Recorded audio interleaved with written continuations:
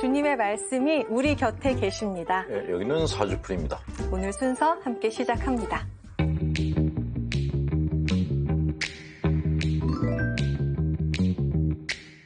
말씀을 통해 주님께 다가갑니다. 세상의 교리. 신부님, 지난주에 이 성경을 가까이 하는 신앙인에 대해서 얘기를 나눴는데요. 가까이 하면서 실천을 해야 되겠죠. 말씀을 실천한다는 거는 어떻게 하는 거예요? 성경이 중요한 건 사실인데 네. 이 성경을 깊이 있게 이해하기 위해서는 두 가지에 관심을 좀 가질 필요가 있어요. 첫 번째는 네. 자기 내적 건강 상태를 좀 살필 필요가 있어요. 내적 건강. 네, 내가 갖고 있는 컴플렉스, 내 성장 과정에서 생긴 일들 이런 것들을 좀 분석할 필요가 있습니다. 네. 왜냐하면 우리가 성경을 보는 것이 똑같은 글인데도 보고 그것에 대해서 해석하는 게 다 달라요. 왜 다를까요? 내가 갖고 있는 세상을 보는 시각이 다 달라서 그런데 그 네. 시각은 나의 내적 상태에 따라서 다 달라진다는 것이에요. 네. 예를 들어서 뭐 어렸을 때 그 굉장히 폭력적인 집안에서 자랐어요. 네. 뭐 아버지가 맨날 소리 지르고 뭐 세상 뭐 다 끝났어 이렇게 소리 지르는 사람들은 성경을 보면 종말론만 봐요. 그러니까 종말론에 지나치게 심취한 사람들 보면 네. 폭력적인 가정에서 자란 사람들이 상당히 많다라는 것이 종교 심리학자들이 관찰한 결과입니다. 네. 또 이런 식으로 자기가 갖고 있는 컴플렉스에 의해서 성경을 자기 나름대로 해석하는 경향들이 굉장히 많기 때문에 그래서 저는 이제 가톨릭, 개신교, 불교 그 세 방송의 종교인들의 이제 강론이나 설교, 설법들을 보는데 그 들으면서 저거는 정도에서 벗어나는데 하는 느낌을 받는 것들이 있어요. 그건 대부분 자기 컴플렉스를 자기가 보지 못했을 때 자기 컴플렉스에 입각해서 성경을 해석하기 때문에 그런 오류를 범할 수 있다는 것이죠. 네. 그래서 성경을 통해서 사람들에게 가르침을 주는 사람들은 반드시 자기 멘탈 상태에 대한 분석을 받을 필요가 있다는 말씀을 드리고 싶고요. 네. 두 번째는 핸드폰 기능을 어디까지 아세요? 저는 그냥 몇 개 카톡, 안 써요. 문자? 그렇죠? 몇 개 안 쓰죠. 몇 개 안 써요. 그런데 젊은 친구들은 핸드폰을 굉장히 다양한 용도로 쓰고 있죠. 그렇죠. 영화도 찍고 편집도 하고 뭐 하잖아요. 자, 그런데 내가 핸드폰만 그냥 들여다보면 그 모든 걸 알 수 있을까요? 아니요. 안 되죠. 그러니까 핸드폰에 대해서 설명하는 설명서를 봐야지 이걸 알 수 있죠. 그렇죠. 네. 컴퓨터는 어떨까요? 컴퓨터도 마찬가지죠. 컴퓨터 하루 종일 컴퓨터만 본다고 컴퓨터를 다 내가 이해할 수 있나요? 아니요. 아니죠. 네. 성경도 똑같아. 아, 성경도 바라만 본다고 내가 다 이해하는 게 아니고 성경에 대한 설명서를 들으실 필요가 있다는 것이죠. 네네네. 성경은 구약성서는 2000년 전에 쓰여진 책들이에요. 우리하고는 전혀 세대가 다른 사람들이 만든 책이고 신약도 이것도 생긴 지 벌써 2000년이 됐어요. 그런 오래전에 생긴 책을 지금 우리가 그냥 보고 알 수 있다? 이거는 뭐 말도 안 되는 이야기인 거죠. 이거를 풀어서 설명을 해주는 그렇죠. 책을 성경의 읽어야 돼요. 배경이나 네. 그 당시 사람들의 생각이나 이런 거를 공부하지 않고 그냥 보게 되면 지금 내가 세상을 보는 식으로 성경을 보게 되면은 반드시 오류를 범할 수 있다라는 그런 주의 말씀을 드리고 싶습니다. 네. 자, 오늘 말씀 속으로 한번 들어가 보겠습니다. 오늘은 마테오복음서 12장 22절부터 32절의 말씀인데요. 막이 들려 눈이 멀고 말 못하는 사람을 예수님께 데려왔는데 예수님께서 고쳐주시자 사람들은 저분이 혹시 다윗의 자손이 아닌가 그러는데 바리사이파 사람들은 저자는 마귀 우두머리 베엘제불의 힘을 빌리지 않고서는 마귀를 쫓아내지 못한다라고 결국 마귀의 수하다 네. 이런 식으로 이제 이야기를 한 겁니다. 근데 왜 이렇게 그 다른 반응을 보였을까?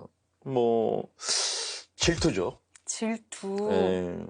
바리사이들은 이런 기적을 일으킬 수가 없어요. 네. 그러니까 기적을 일으키지 못하는데 자기들보다 이렇게 율법을 덜 공부했다고 여겨지는 예수님이 기적을 일으켰어. 배가 아프죠. 네. 자, 좋은 대학교, 좋은 대학원까지 나왔는데 만든 게 별로 없어. 근데 초등학교밖에 못 나온 사람이 괜찮은 발명품을 만들었어. 그럴 때 어떤 마음이 생길까요? 아, 저게 배우지도 못한 놈이 어떻게 저런 걸 만들었지라는 생각을 갖는다는 거죠.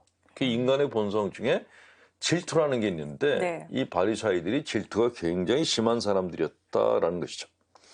병적인 질투라고 그러는 거예요. 자, 우리가 인생을 살아가는데 대본이 있어요. 인생 대본이 있는데 인생 대본이 4가지가 있어요. 어떤 게 있을까요? 인생 대본. 인생 대본? 제일 첫 번째 게 나도 살고 너도 살자. 나도 살고 너도 살자. 그 윈윈, 윈윈. 네. 두 번째는 나는 사는데 넌 죽어야 돼. 나만 살아야 돼요? 그렇죠. 그게 이제 바리사이들인 거예요. 오. 나는 높아져야 되고 너는 그냥 없어져야 돼. 이 생각. 이게 이제 질투가 심한 사람들. 그런 사람들의 특징이라는 거죠. 네. 세 번째는 이제 착한 아이 콤플렉스라 그래서 나는 죽어도 되고 남들은 살려야 돼. 이게 얼핏 보면 헌신적인 건데 사실은 자기 자신을 갖다가 소홀히 여기는 그런 성향이죠. 그래서 이분들한테 우리가 하는 얘기가 헌신적으로 살다가 헌신짝이 된다라는 그런 얘기를 그래서 해드리는 거예요. 제일 막장이 나 죽고 너 죽자. 너 죽고 나 죽자잉. 너 죽고 나 죽자 이렇게 매달리는 거죠. 예. 자, 근데 여기에서 바리사이들이 걸려 있는 게 나는 살고 너는 죽자라는 건데 네. 이런 사람들의 특징이 뭐냐면 누가 뭘 잘하면은 쟤 내가 키웠어. 에이. 쟤 예전엔 찌질이었어. 그러던 게 어쩌다 이렇게 잘 됐네. 아니면은 제가 하는 거 다 가짜야라고 이렇게 헐뜯는 그런 마음을 갖고 있다라는 것이죠. 자, 보통 어른들이 쓰는 말 중에 튀지 마라 이런 얘기들을 해요. 근데 창의성을 가지려면 튀어야 되거든요. 네. 튀지 말라는 거는 네가 갖고 있는 개인적인 창의성을 다 억압하라. 너 자신의 개인을 표현하지 말라라는 이야기인데 이거를 우리는 병적인 집단주의라고 얘기를 합니다. 이거를 화목한 공동체니 주님의 뜻에 맞는 공동체니 이렇게 얘기하는 거는 정말 사기치는 거예요. 굉장히 위선적인 이야기이고 가장 바람직한 것은 같은 공동체 내에서 누가 특별한 사람이 있으면 그 사람을 평범한 사람들이 밀어줘서 키우는 게 가장 바람직한 공동체라는 거죠. 네. 네. 예수님께서는 사람의 아들을 거슬러 말하는 자는 용서를 받을 것이다. 그러나 성령을 거슬러 말하는 자는 현세에서도 내세에서도 용서를 받지 못할 것이다. 예. 라고 말씀을 하셨습니다. 네. 이거는 마태복음 네. 성령을 거슬러 말하는 자는 누구예요? 혹시 성령 체험 해보셨어요?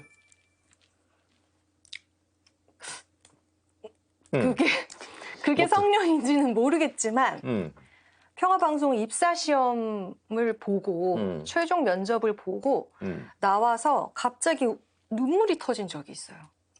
왜요? 모르겠어요. 그냥 네. 약 간절함 때문이었던 것 같은데 저희 엄마한테 말씀드리니까 성령이 임하셨다 막 이랬었어요.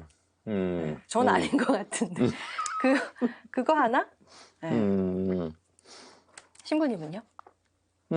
저는 아주 오래전에 성령 체험을 한 적이 있었는데 네. 그때 너무 좀 뭐랄까 낯설고 기이하다는 느낌이 들었던 게 네. 그냥 길 가는데 갑자기 너무너무 평화로워지는 거예요. 아무 이유 없이. 그때는 이제 제가 이제 신자였을 때였는데 그래서 본당 신자분한테 물어봤더니 그게 성령께서 네 안에 들어오셔서 그런 거야라고 얘기를 하셔서 그게 그런가 보다라고 생각했는데 나중에 제가 영성심리 공부하면서 깨닫게 된 거는 성령이 우리 안에 들어오시면은 우리가 부끄러움을 느끼게 된다는 걸 알게 됐어요. 성령은 빛이잖아요. 빛. 네. 빛이 우리 내면을 비쳤어요. 네. 우리 내면은 사실 진흙탕이에요. 그걸 내가 다 보게 되는 거예요. 그러면 내가 거룩한 사람도 아니고 내가 그렇게 잘난 사람도 아니고 나는 그냥 오물덩어리구나 하는 거를 보게 돼요. 네. 그게 사실은 성령이 주시는 정말 진짜 은총이죠. 그런 은총을 받은 사람들은 네. 스스로 하나님 앞에서 겸손해질 수밖에 없어요. 내가 아무것도 아닌 사람이라는 걸 봤기 때문에. 근데 가짜 성령 체험을 한 사람들이 있어요.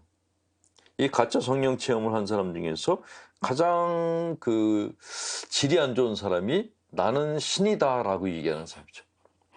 하나님 체험을 했는데 내가 하나님과 동격이야라고. 그래서 나는 신이다.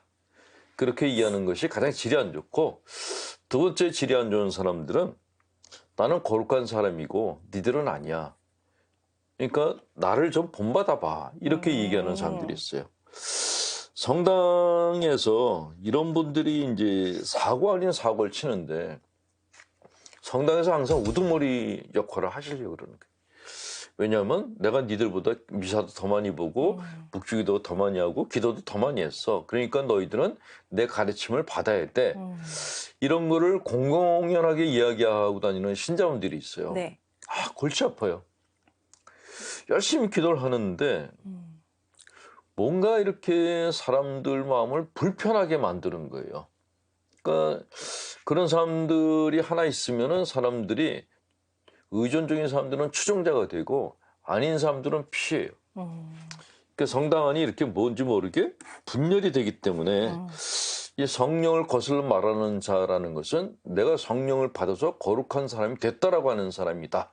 근데 이런 사람들이 성당 안에서는 분열을 조장하는 사람이다라고 이야기할 수 있겠습니다. 네, 알겠습니다. 자, 이번엔 시청자 사주풀입니다. 저는 영세를 받은 지 얼마 안 된 신자입니다. 성당을 다니다 보니 한 가지 궁금한 것이 생겼습니다. 신자들은 하느님에게 순종하는 삶을 살아야 하고 본당 신부님에게도 순종해야 한다고 하는데 저는 어릴 적부터 엄격한 아버지 밑에서 자라서 순종하는 생활에는 이골이 났고 화가 침입니다. 그런데 신앙생활도 순종하며 해야 한다니요. 제가 신앙인으로서 부족한 건가요? 순종이라는 의미가 네. 다양해요. 한 가지가 아니고 네. 일단 순종은 강제적이어서는 안 돼요. 자발적이어야 돼요. 수도자들이 그 장사에 더 순명을 하는 것은 자발적이에요. 강제로 시킨다? 이거는 수도원이 아니라 그 감옥이죠. 감옥. 그러니까 순종이라는 것은 내가 저 사람을 정말 내 멘토로 생각했어.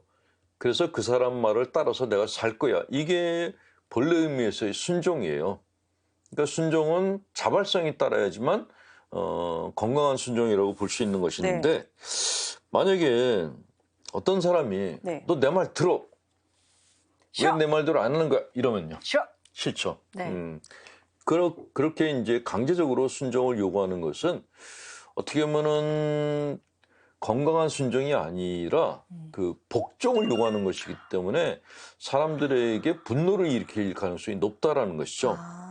저는 형제님이 어렸을 때 아버지가 나한테 순종을 요구한 것에 대해서 화가 났다라는 것이 오히려 멘탈이 건강해서 화가 났다고 봐요. 만약에 아버지가 나한테 순종을 요구했는데 그거에 대해서 내가 아무 감정도 없어. 또 본당 신부님이 순종하라 그랬는데 거기에 대해서 내가 아무 감정이 없어. 그러면 노예적 상태가 된 거예요. 네. 이미 노예적인 삶에 내가 적응이 됐다라는 것이죠. 그래서 위에서 뭘 하든지 간에 나는 다 괜찮아라고 그러는 거예요. 이게 가장 문제라는 것이죠. 그래서 순종이라는 것은 네. 반항이 곁들여 있을 때 가장 건강해요. 그러니까 순종이라는 거는 내가 언제든지 불순종할 수 있다라는 가능성을 갖고 있을 때 건강하다라고 볼 수 있다라는 것이죠. 그냥 위에서 무슨 일 하든지 간에 나는 무조건 따라갈 거야. 이거는 사람의 삶이 아니라 노예의 삶이라는 것이죠. 근데 네. 신부님, 우리 천주교 신자들은 거의 대부분 순종을 많이 하지 않나요? 신앙 안에서? 그게 제가 볼 때는 그렇게 건강한 것이 아니다라고 보는 것이에요. 그러니까 저는 늘 신자분들한테 네. 신앙에 대해서도 항상 물음을 가져라. 그런 얘기를 해요. 만약에 순종적이고 맹목적인 그런 신앙을 가진다면 어떤 사람이 될까요? 그 광신도가 되는 거예요. 아, 모든 걸 다. 그렇죠. 믿습니다 그렇죠. 하는 그러니까 거죠. 그런 사람들은 뭐 이게 종교뿐만이 아니라 어떤 국가 체제도 마찬가지인데 독재자가 어록을 줬어요. 그 어록을 외워. 생각을 안 해. 그러면 사람들은 학살하기 시작하는 거예요. 그러니까 문해화가 되는 거죠. 그냥 지도자가 준 가르침대로 이렇게 움직이는 그냥 어떻게 보면은 머리가 없는 그냥 그런 그 무리들이 되는 거예요. 그런 사람들이 가장 위험하죠. 네. 그게 사이비 교주의 신도들이 그런 성향을 보이고 있고 독재 체제 하에서 독재자들을 추종하는 사람들이 갖고 있는 네. 심리적 상태가 그겁니다. 네, 네. 물음이 없다라는 것이죠. 그러니까 인간이 인간다우려면은 반드시 물음을 가져야 되고 순종이 강제적인 순종이 아닌 물음을 가진 순종, 언제든지 불순종을 할 수 있는 순종을 가져야지만 멘탈을 건강하게 가질 수 있고 교회나 사회도 건강하게 유지될 수 있다라는 그런 말씀을 드리고 싶습니다. 네. 자, 오늘 시청자 사주풀이 보내주신 우리 시청자분께서는 뭐 부족한 것이 아니니까요. 신부님 말씀 잘 참고하셔서 건강하신 거예요. 네, 아주 건강하신. 행복한 신앙생활을 하셨으면 좋겠습니다. 자, 저희 게시판에 사연 빽빽하게 많이 올려주시고요. 저희 여기서 인사드리겠습니다. 고맙습니다.